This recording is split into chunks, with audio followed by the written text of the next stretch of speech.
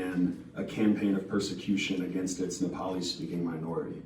This included stripping people of their Bhutanese citizenship to ethnically cleanse this group in the 90s, leading to roughly 100,000 people ending up in refugee camps in nearby Nepal.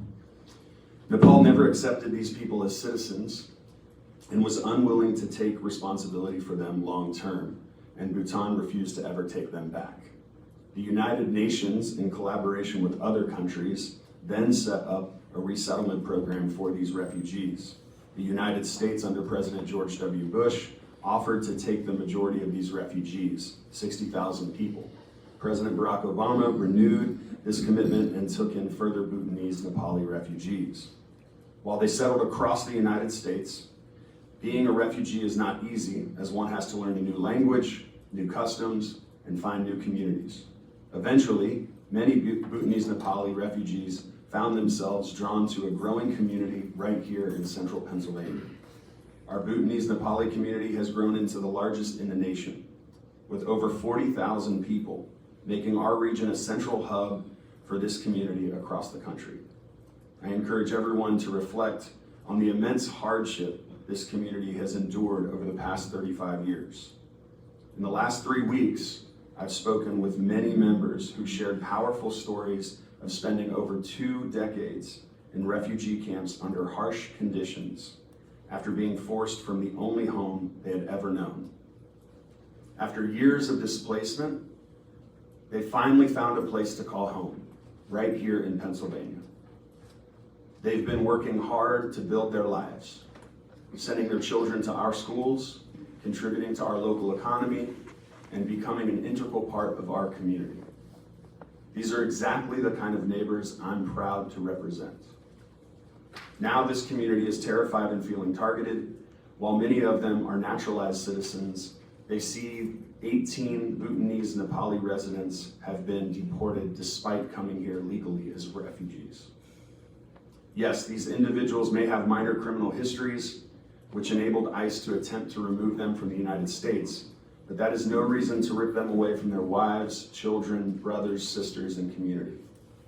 This country made a bipartisan commitment to these people, one that we should observe. If individuals are having a tough time with an unimaginably hard transition, we should help them with our programs rather than send them back to the very country that persecuted and expelled them. The government of Bhutan, as I see it, refused to take these people back and immediately sent them to a town in India bordering Nepal. Once again, they find themselves refugees, stateless and without proper documents. Some have been arrested by Nepali police while attempting to visit their few remaining family members still living in the last of the refugee camps. One of those individuals arrested is a Dauphin County resident. ICE is not communicating why they are going after these people, what criteria they are using for their removal. At least 9 other individuals from PA are currently detained by ICE while awaiting possible deportation. Their families are gripped by fear, terrified they may never see their loved ones again, whether it's a brother, son, husband, or father. The community right now is living in uncertainty, unsure of who might be targeted next.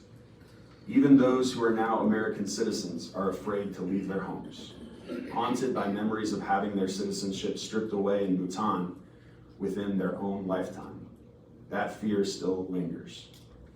These refugees must be given the time and opportunity to exercise due process guaranteed to all persons under the Constitution.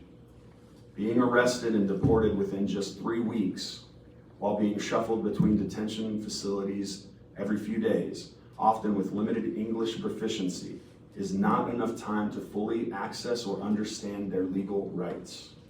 We must do better. We owe it to these individuals and to the promise we've made as a nation committed to protecting the vulnerable. I'm calling on ICE and the Trump administration to immediately pause all deportations to Bhutan until the safety and security of those being deported can be clearly and independently verified. We have a moral and legal obligation not to return refugees to a country that once ethnically cleansed them. It now appears we are doing so again. Some may say this is political, but for me, it's about people. It's about my constituents. We must see their humanity. As an elected official, it's my duty to stand up for them and uphold the values of justice, dignity, and compassion. We'll now move on to a time of public